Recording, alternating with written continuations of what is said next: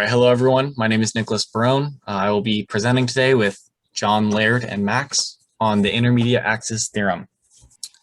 So today we'll be talking about the Intermediate Axis Theorem. Basically, it goes over the fact that when an object with three unique moments of inertia is put or set in rotation, if it is rotating about its intermediate axis, which is the one that does not have the highest moment of inertia and not the lowest, it can tend toward instability when rotating. And this can be seen at home when you're throwing your phone or a tennis racket or a book.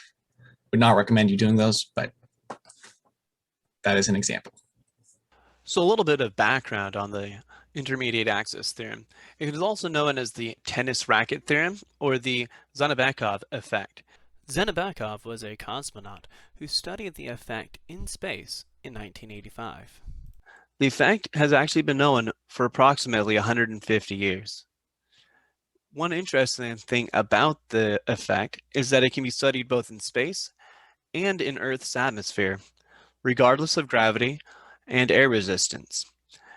Although it is easier to study in space, here's a visual representation of the Zenebekov or intermediate axis theorem in effect. It can be seen that the object, as it spins, actually flips over and starts spinning in the other direction. Because this is such a non-intuitive concept, this is a great video that explains exactly how it works. If you're in a rotating frame of reference, then centrifugal forces do appear in the analysis, pushing any masses away from the rotation axis.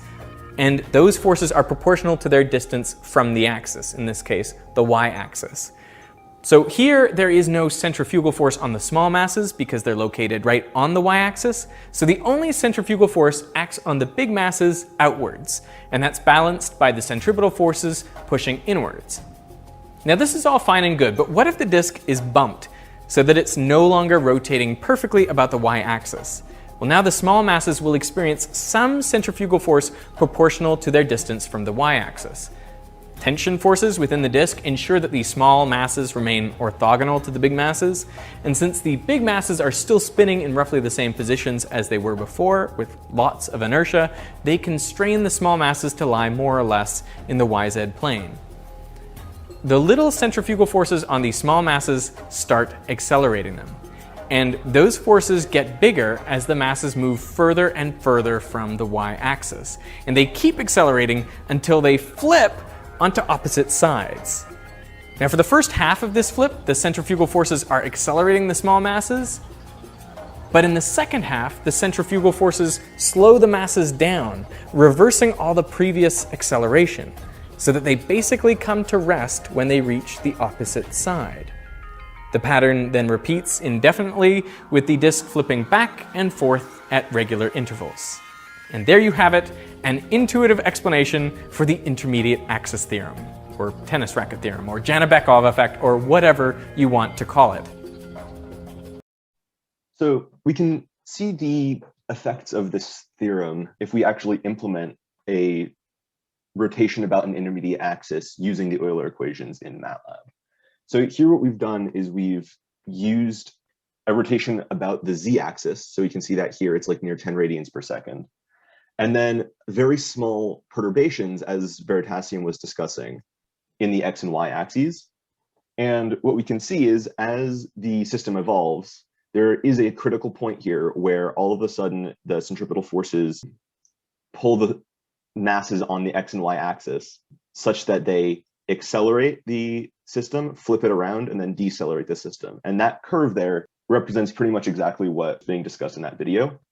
And as we saw in that visual representation earlier, that effect oscillates back and forth.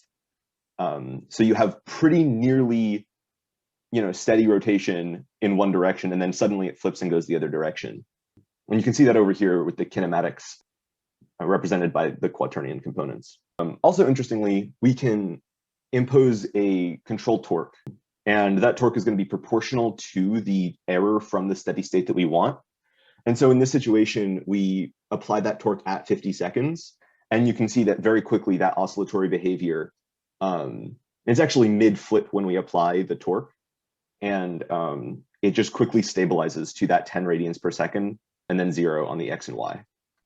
And you can see again with the quaternions that that oscillatory behavior stops when you apply the control torque. So building off of those two MATLAB plots that were shown, this is the derivation of Euler equations that represent the motion of the rigid body in space. And so here I1 is just Ix, I2 is Iy, etc. And in this case, Iy is our intermediate axis, which has a moment of inertia that's both, it's going to be larger than x, but smaller than the z-axis moment of inertia. And what happens here is just like the derivations that we've done in class, this leads to the exponential growth of the angular velocities in the x and z directions. And in that case, it's going to result in unstable motion around the intermediate axis. Also discussed in lecture was the mission of Explorer 1 in 1958. This was the first American satellite that was launched. It was intended to spin around its long axis, so this way along the satellite.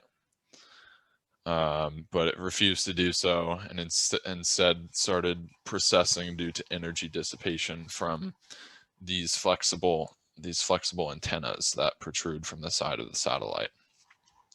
Ultimately, this destabilized the rotation and made it so that the designers they didn't understand the intermediate and major axis theorems, and it ultimately led to the downfall of this mission. And what happened was the satellite continued to remain in orbit for a couple decades, basically just spinning around the intermediate axis due to this instability. Although rotating spacecraft are less common in this day and age, it is still extremely important that we understand this phenomenon so that we do not design spacecraft that fail before their lifetime is over. Thank you very much for paying attention.